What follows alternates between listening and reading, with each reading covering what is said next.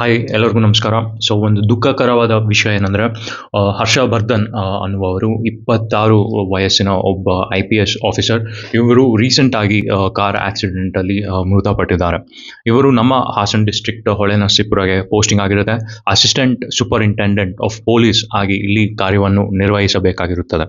But ಆದರೆ ಅಲ್ಲಿಗೆ ತೆರಳಬೇಕಾದರೆ ಇವರಿಗೆ ನೀಡಿದಂತಹ ಒಂದು ಪೊಲೀಸ್ ಜೀಪಿನ ಟೈರ್ ಬರ್ಸ್ಟ್ ಆಗಿ ಡ್ರೈವರ್ ತನ್ನ ಕಂಟ್ರೋಲನ್ನು ಕಳೆದುಕೊಂಡು ಹೋಗಿ ಒಂದು ಮರಕ್ಕೆ ಗುದ್ದಿ ಈ ಒಂದು ಮೇಜರ್ ಆಕ್ಸಿಡೆಂಟ್ ಆಗಿ ಹರ್ಷವರ್ಧನ್ ಅವರು ಇಲ್ಲಿ ಮೃತಪಟ್ಟಿದ್ದಾರೆ. ಇವರು ಮಧ್ಯಪ್ರದೇಶ್ನವರಾಗಿರ್ತಾರೆ. 2023 IPS ಸೆಲೆಕ್ಷನ್ ಆಗಿ ಸೊ ಇಲ್ಲಿ ಒಂದು ಪೋಸ್ಟಿಂಗ್ ಆಗಿ ಇವರು ಕಾರ್ಯನಿರ್ವಹಿಸಬೇಕಾಗಿರುತ್ತೆ.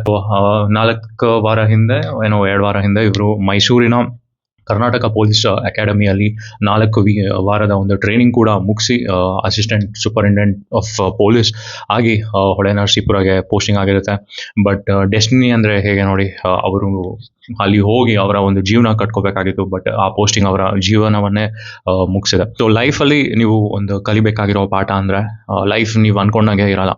ಕೆಲವರು ಸಾಧಿಸ್ತಾರೆ, ಕೆಲವರು ಸಾಧಿಸಲ್ಲ. ಸೊ ಬಟ್ ಅದರಲ್ಲೂ ಬೇಜಾರು ಪಡ್ಕೊಳೋದು ಏನೂ ಇಲ್ಲ. ದೇವರು ನಿಮಗೆ ಹೇಗೆ ಆಪರ್ಚುನಿಟಿ ಕೊಡ್ತಾನೆ, ದೇವರು ಹೇಗೆ ನಿಮ್ಮನ್ನ ಮುಂದೆ ಕರ್ಕೊಂಡು ಹೋಗ್ತಾನೆ ಅನ್ನೋದೇ ಒಂದು ಇದು.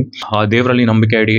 ಇಂತಹ ಕೆಟ್ಟ ಒಂದು ಸಿಚುವೇಶನಿಂದ ನಿಮ್ಮನ್ನ ದೂರ ಇಡಕ್ಕೆ ಒಂದು ಪ್ರಾರ್ಥನೆ ನೀವು ಯಾವಾಗಲೂ ದಯವಿಟ್ಟು ಮಾಡ್ತಾರೆ.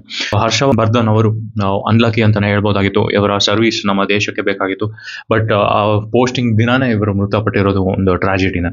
ಯಾರ್ಯಾರು ವಿದ್ಯಾರ್ಥಿಗಳು IAS KS ಆಗಬೇಕು ಅಂತ ಆಸೆ ಪಟ್ಟಿರ್ತೀರ, ಸೊ ಇದೊಂದು ನಿಮಗೆ ಕಲಿಬೇಕಾದ ಪಾಠ. ನೀವು ಒಬ್ಬೊಬ್ಬರು ಆಗಿರ್ತೀರ, ಒಬ್ಬೊಬ್ಬರು ಆಗದೆ ಇರ್ತೀರ.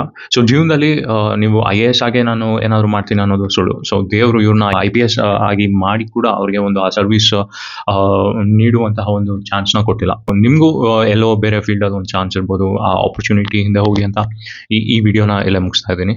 Thank you. See you in my next.